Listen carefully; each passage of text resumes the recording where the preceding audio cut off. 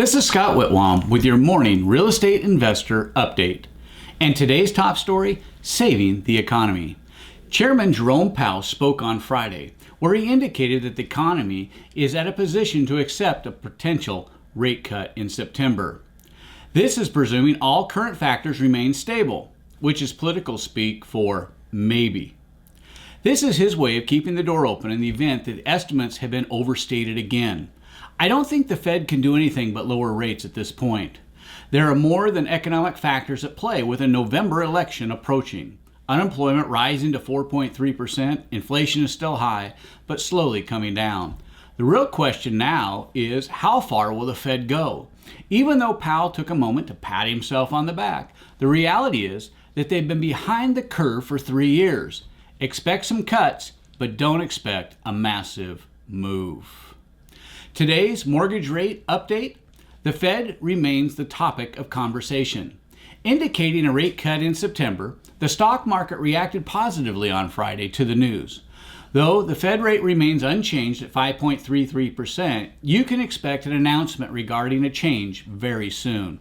As of last Friday, the 30-year fixed mortgage rates had already seen some improvements over the prior week. We will likely see the mortgage rates react this week in anticipation of the Fed's rate movement.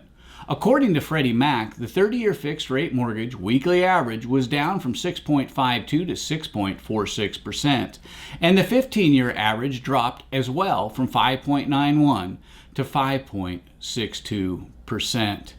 In today's wrap-up, get ahead of the curve. Interest rate drops spell good news for investors. Cheaper money will mean some additional opportunities for investors. Though private money may not react as quickly to the reduction in market rates, traditional funding for hold projects will get cheaper.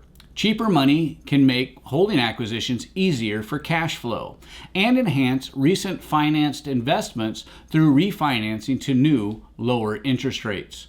My email box is already beginning to fill with offers from lenders excited about selling me cheaper money.